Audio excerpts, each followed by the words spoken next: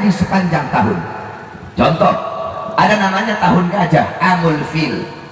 Kenapa dinamakan tahun gajah? Wasummiya Amul Fil li'anna Malik al-Habasyah ja'a ila Makkah ma'a jaishan wa kana fihi filun adim lihadbil Ka'bah. Dinamakan tahun gajah karena Raja Habasyah, Raja Abraha datang ke Makkah membawa pasukan, yang dimana pasukan ini membawa gajah yang besar untuk menghancurkan Ka'bah. Itu sepanjang tahun kejadian terbesar datangnya pasukan gajah, makanya tahun itu dinamakan Amul Fil, tahun gajah. Ada namanya Sanatul Idni. Kenapa dinamakan Sanatul Idni? Karena sepanjang tahun itu kejadian paling besar Nabi Muhammad diizinkan hijrah. Ada namanya Sanatul Amri, tahun perintah. Kenapa dinamakan tahun perintah? Karena sepanjang tahun itu kejadian yang paling besar Nabi Muhammad dan para sahabat diperintahkan memerangi orang musyrik. Ada namanya Sanatul Tamhis, tahun pengampunan. Kenapa dinamakan tahun pengampunan? Karena sepanjang tahun itu kejadian paling besar, banyak daripada umat Islam mendapatkan ampunan dari Allah. Ada namanya Sanatul Zilzal. Kenapa dinamakan Sanatul Zilzal? Karena pada tahun tersebut umat Islam mendapat guncangan, umat Islam mendapat kesusahan ekonomi, kesusahan ini, kesusahan itu. Ada namanya Sanah Tajdidul Ka'bah, tahun renovasi Ka'bah, tahun pembaharuan Ka'bah. Kenapa dinamakan tahun pembaharuan Ka'bah? Karena kejadian terbesar sepanjang tahun itu Makkah banjir, sehingga Ka'bah ada bagian yang rusak dan diperbaharui. Jadi setiap tahun dinamakan sesuai dengan kejadian terbesar yang terjadi sepanjang tahun.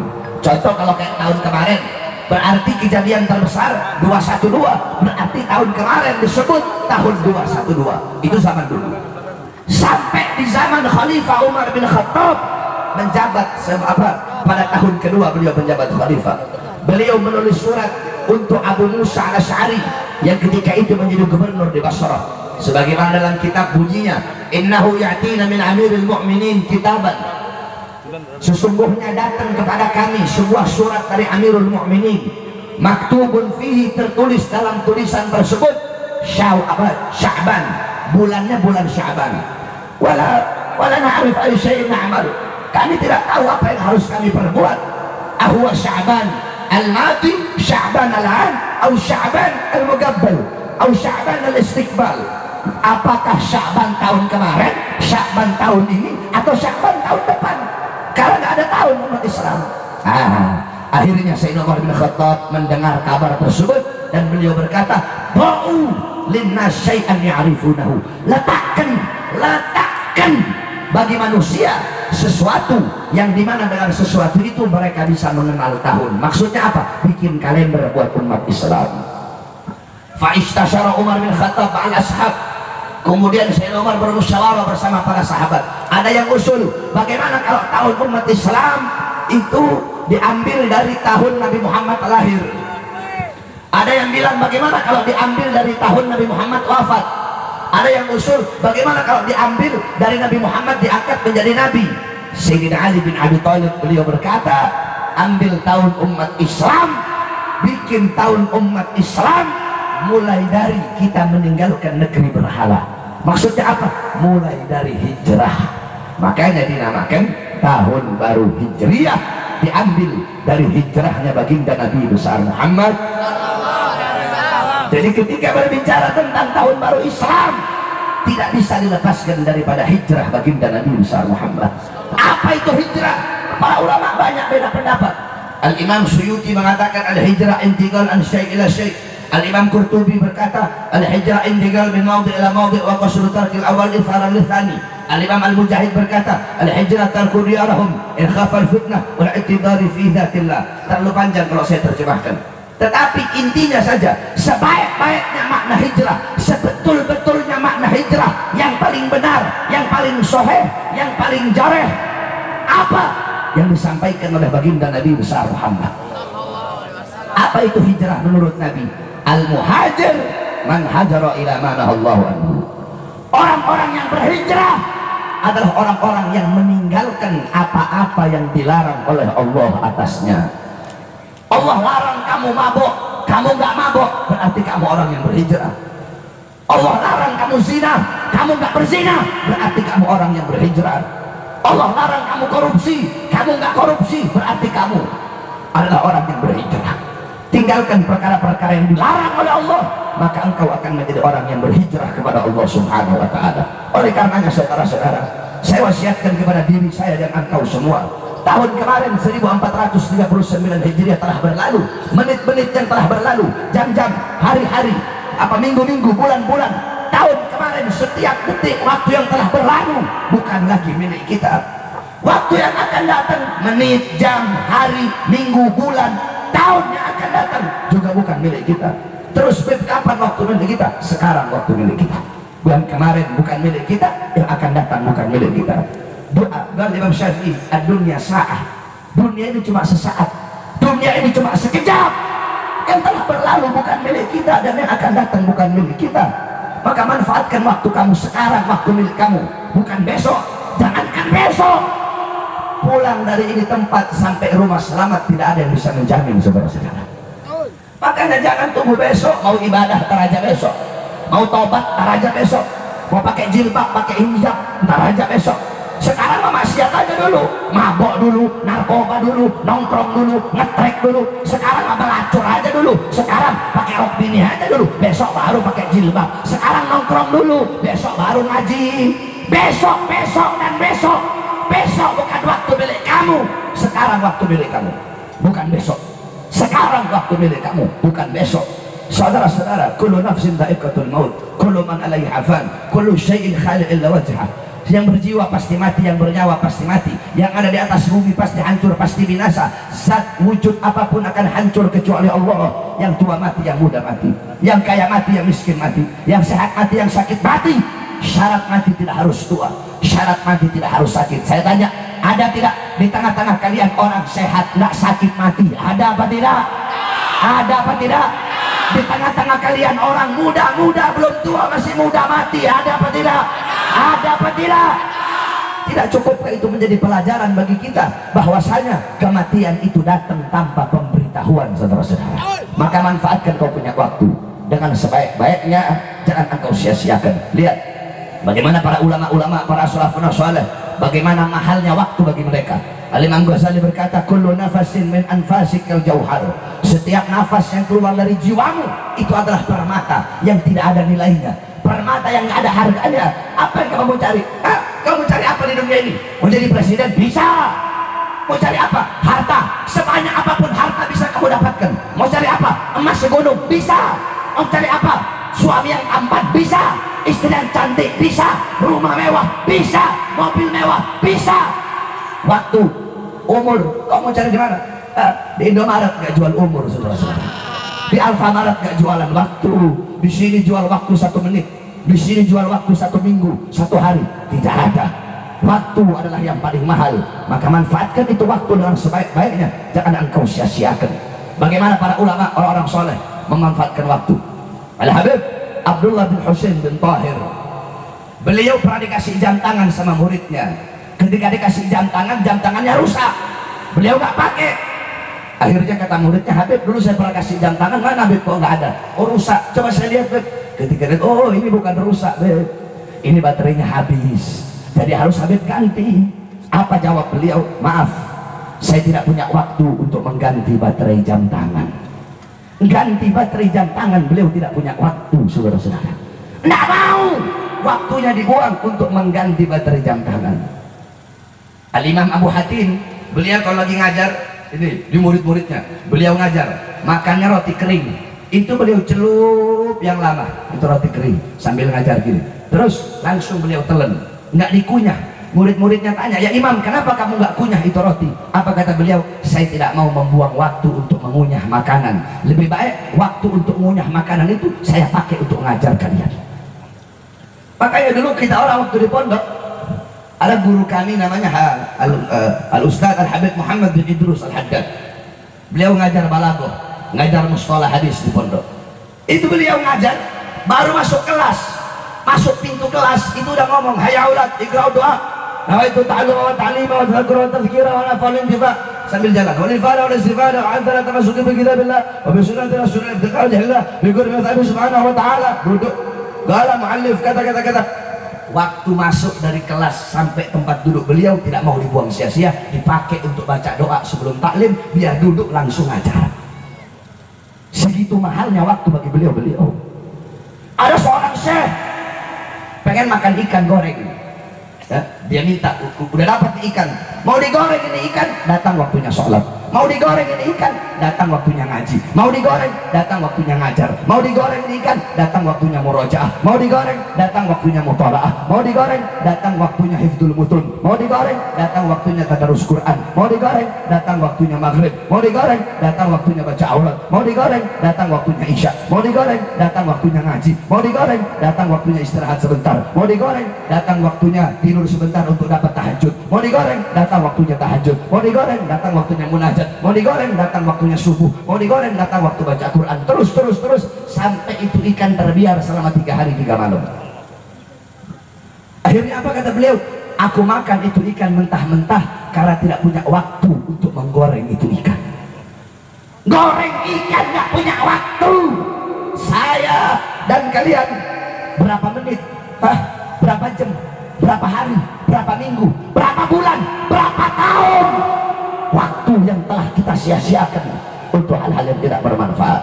Oleh karenanya di tahun baru yang mulia ini hijrah dari apa? Dari kebodohan, hijrah kepada kepintaran, hijrah dari kehinaan menuju kemuliaan, hijrah dari keterpurukan menuju kejayaan, hijrah dari kemiskinan menuju kekayaan, hijrah dari apa? Hijrah daripada banyak daripada perbuatan maksiat menuju perbuatan taat, hijrah daripada banyak dosa menuju pengampunan, menuju taubat, hijrah dari presiden lama, hijrah menuju presiden baru, saudara-saudara. Oleh karenanya hijrah. Tahun sekarang nggak boleh sama tahun kemarin, harus lebih baik daripada tahun kemarin. Maka saya tutup ceramah saya ini dengan wasiat Nabi Adam alaihissalam. Nabi Allah Adam alaihissalam berwasiat, "Idza aradtum fi'la syai'in faqaddimu thalathata asya." Wahai anak-anakku, apabila kalian ingin melakukan suatu pekerjaan, suatu perbuatan, maka dahulukanlah 3 perkara. Saya nggak bahas yang 2, 1 saja. Apa kata beliau? Istasyirul akhyar. Kamu kalau mau melakukan suatu perkara itu musyawarah dulu. Musyawarah sama siapa? Sama ulama. Musyawarah sama siapa? Sama orang-orang soleh. Inni law istasyartul malaikata fi akli minasyajarah la asyaru alayya bitarki. Andaikan dulu aku musyawarah sama malaikat, minta saran, minta nasihat dari malaikat di dalam memakan buah khuldi, maka malaikat akan mengisyarahkan, memberikan saran, memberikan petunjuk kepadaku untuk meninggalkan memakan buah khuldi tersebut. Sayang, dulu aku tidak minta nasihat. Jadi Nabi Adam mengajarkan kepada kita, di dalam melakukan hal apapun, minta nasihat dari ulama, minta nasihat dari haba, minta nasihat dari kiai. Dalam memilih apapun, kalau mau pilih nama buat anak, milih hari buat nikah, milih bulan buat nikah, milih calon buat istri, harus minta nasihat ulama. Apalagi dalam urusan memilih pemimpin. Betul. Besok 2019 adalah tahun politik. Besok 2019 adalah pilpres, pemilihan presiden. Maka suara-suara kalian besok yang akan menentukan Indonesia ke depan, baik buruknya Indonesia, jaya atau rusaknya Indonesia ke depan, tergantung suara-suara kalian. Oleh karenanya setiap satu suara akan dimintai pertanggungjawaban oleh Allah Subhanahu wa taala. Suara kita, suara kalian yang akan menentukan besok ke depan apakah Indonesia akan menjadi Indonesia yang berkah. Suara kalian yang akan menentukan Indonesia menjadi Indonesia yang berkah, menjadi Indonesia yang jaya, Indonesia yang makmur. Suara kalian ke depan, ya, duduk jangan berdiri, duduk. Suara kalian besok ke depan yang akan menjadikan Indonesia mendapatkan pemimpin yang baik, pemimpin yang adil, pemimpin yang kalau berkata tidak berdusta, pemimpin yang kalau berkata, pemimpin yang kalau diberikan janji tidak khianat, pemimpin yang kalau diberikan amanat tidak khianat, yang kalau berjanji tidak diingkari. Suara-suara kalian yang besok akan akan menjadikan Indonesia menjadi Indonesia yang berdiri sendiri, Indonesia yang mengelola kekayaan alamnya sendiri, Indonesia yang menjunjung tinggi nilai-nilai Islam, Indonesia yang menghormati para ulama, Indonesia yang dimana menjadikan ayat suci di atas ayat konstitusi, Indonesia yang berkah, Indonesia yang jaya, Indonesia yang makmur. Besok 2019 ke depan berada di antara suara-suara kalian, nasib bangsa, rakyat, dan Indonesia ke depan. Oleh karenanya saya tanya, mau ikut ulama atau tidak? Mau ikut ulama atau tidak? Mau ikut ulama atau tidak? Mau ikut ulama atau tidak? Kemarin telah digelar ijtima dua ulama, yang dimana saudara-saudara, waktu itu saya hadir, para habaib juga hadir, yang dimana Prabowo Subianto, Sandiaga Uno, Prabowo Subianto, dia datang dan diberikan 17 syarat oleh para ulama. Kalau dia menandatangani, dia menyetujui, maka umat Islam, maka para ulama, para kiai, para habaib yang istiqamah akan mendukung dia. Dia yang datang kepada ulama, dia datang ke ulama, nurut sama ulama, tunduk sama ulama, bukan ulama yang tunduk sama presiden, bukan kiai yang tunduk sama pejabat. Saudara-saudara sekalian yang dimuliakan oleh Allah, Al-Imam Abu Aswad Ad-Du'ali, beliau berkata, Al-muluk hukamun 'alan nas wal ulama hukamun 'alal muluk. Para raja, para penguasa, polisi, tentara, mereka yang mengatur rakyat, mereka yang mengatur manusia. Presiden mengatur manusia, menteri mengatur rakyat. Terus siapa yang bisa mengatur mereka? Yang bisa mengatur mereka al-ulama hukamun 'alal muluk. Ulama yang bisa mengatur para pejabat, ulama yang bisa mengatur para pemerintah, bukan ulama yang diatur oleh pemerintah. Hadirin sekalian, sebagaimana dikatakan, khiyarul umara alladzina ya'tuna al-ulama. Sebaik-baiknya pejabat, sebagus-bagusnya pejabat adalah pejabat yang mendatangi ulama. Sebaliknya, wasyirarul ulama, seburuk-buruknya ulama, sebangsat-bangsatnya ulama, alladzina ya'tuna al-umara, ulama yang datang ke pejabat, ulama yang datang ke pemerintah bihaqiyatul dunia, dengan tujuan cari dunia, dengan tujuan cari uang, dengan tujuan cari pangkat, dengan tujuan cari jabatan, dengan tujuan cari tahta. Dikatakan lagi dalam kitab bahwasanya khairul malik, sebaik-baiknya seorang raja, alladzi yasduru bi ijtihadil ulama.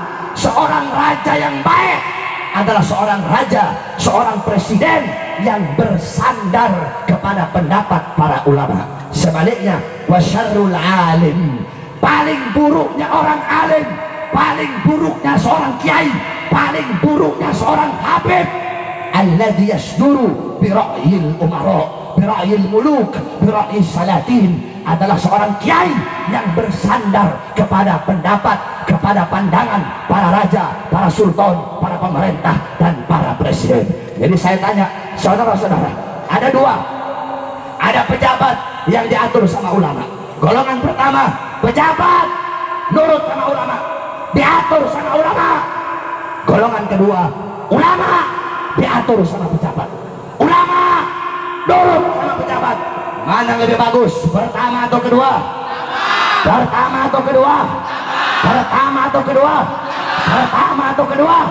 Oleh karenanya kami sampaikan, sebagaimana hasil ijtima' dua yang kemarin, para ulama, para kiai, para habaib yang istiqamah berada di bawah bendera Habib Rizik telah menentukan, dan Prabowo Sandiaga Uno, mereka telah menandatangani, mereka siap untuk menurut, untuk turut kepada ulama, untuk nurut kepada ulama, untuk menjunjung tinggi nilai Islam. Saya tidak hafal, ada 17 di situ integritasnya. Oleh karenanya saya sampaikan kepada engkau semua, wahai para tokoh-tokoh masyarakat, jadikan kampung kalian, jadikan kota kalian, wahai kepala-kepala keluarga, jadikan rumah kalian, wahai para ustadz, para kiai, para habaib, para dai, jadikan panggung-panggung ceramah kalian, pondok pesantren kalian, majelis kalian, lahan dakwah kalian, untuk memenangkan calon yang diusung oleh ulama, yaitu Prabowo dan Sandiaga Uno. Saya tanya sama semua jamaah, 2019 mau ganti presiden apa tidak? Ganti presiden atau tidak? Ganti presiden atau tidak? Ganti presiden atau tidak? Robert, kenapa ganti presiden? Ya, presiden pendusta, presiden pembohong, presiden pengkhianat bangsa, presiden yang dimana hidup senang, hidup kenyang di saat rakyat susah, di saat rakyat kelaparan, presiden yang mengkriminalisasi para ulama, presiden yang didukung oleh partai pendukung penista agama, harus diganti dengan presiden yang lebih baik.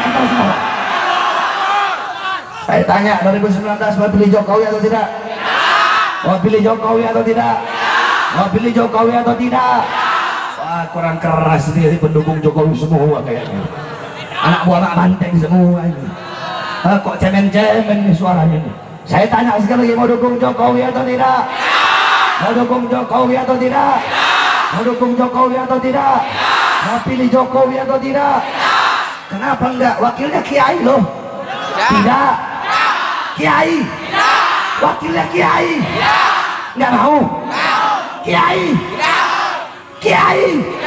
Ketua MUI. Enggak mau. Wakilnya Kiai. Kiai. Habib Umar bin Syahab diangkat jadi wakil. Diangkat jadi wakil Jokowi. Habib Umar pilih apa tidak? Habib.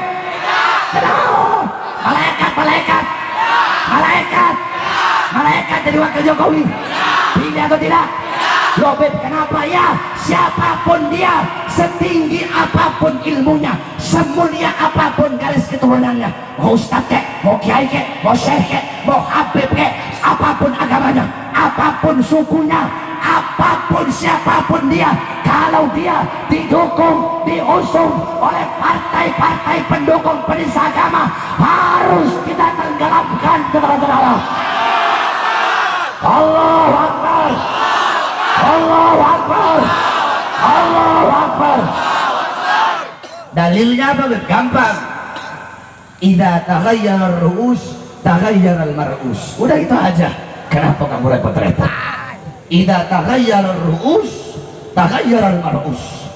Kalau kepalanya udah rusak, pemimpinnya udah rusak, maka yang dipimpin pasti rusak. PDI gitu kan siapa? Banteng. Nah, bantengnya udah rusak, siapapun yang diusung pasti ikut-ikutan dosa. Idza taghayyara ar-ru'us taghayyara al-mar'us. Siapapun, mau habib kek, mau kiai kek, kalau diusung oleh partai pendukung penista agama, kita umat Islam harus kita tenggelamkan. Jadi saya tanya, 2019 ganti apa? 2019 kalau dibubarin sama polisi gimana caranya? Hah? 2019 ganti presiden kayak kemarin di Riau, di Surabaya dibubarin sama polisi. Maju mundur, maju atau mundur, lawan apa biarkan. Di Riau preman bayaran, tatoan, beraninya mak-mak.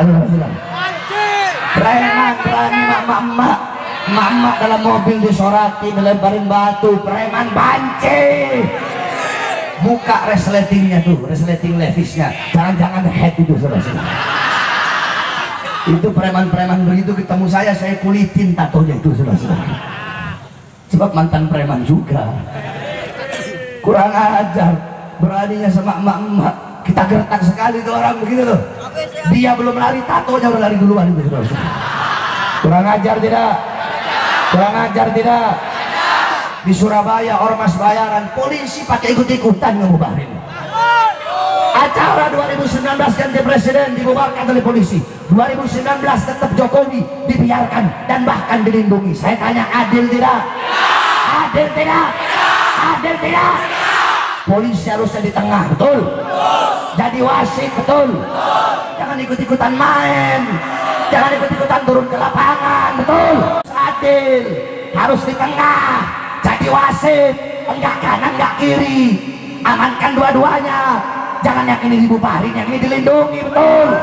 Hei, kami sampaikan kepada bapak polisi, siapapun, kalau sampai kalian turun ke lapangan, ikut main preman bayaran, ormas bayaran, atau siapapun turun ikut ke lapangan melawan dan menghadang, kami Allah, umat Islam, para laskar, para pendekar akan turun ke lapangan, angkat senjata sampai titik darah penghabisan. Umat Islam nggak cari musuh, tuh. Saya tanya, umat Islam cari musuh tidak? Cari musuh tidak? Tapi kalau musuh datang duluan, musuh menghadang, musuh melawan, maju atau lari? Maju atau lari? Maju atau mundur? Lawan apa biarkan? Lawan apa biarkan? Hei kalian para musuh-musuh, kami tidak pernah cari musuh. Kami cinta damai, kami nggak suka melawan, kami tidak mau cari lawan. Tapi kalau kalian duluan menghadang, kalian duluan melawan, demi Allah kami akan berjuang mati-matian, tak akan berhenti sampai mati, tak akan mundur walaupun harus hancur. Saya tanya semuanya, siap berjuang, siap berdarah, siap hancur, siap binasa, siap tak komando ulama? Allahu Akbar, Allahu Akbar, Allahu Akbar. Mudah-mudahan Allah memberikan kemenangan kepada pilihan para ulama. Tapi ingat, umat Islam dan ulama telah memberikan kepercayaan kepada Bapak Prabowo Subianto dan Sandiaga Uno. Kalau memang nanti 2019 jadi, alhamdulillah, dan insya Allah kita doakan, dan ternyata dia khianat kepada umat, khianat kepada para ulama, khianat kepada Habib Rizik, khianat kepada para santri, khianat kepada bangsa, khianat kepada negara, andaikan demi Allah kita yang akan turunkan saudara-saudara. Allahu Akbar, Allahu Akbar, Allahu Akbar. Sebelum saya tutup, sebagaimana yang kamu ketahui semua, bahwasanya kami sedang meluaskan pondok pesantren. Pak, saya mau bilang sama Pak Polisi sama MUI, saya bikin pondok baru 4 tahun, majelis 11 tahun lalu. Alhamdulillah dari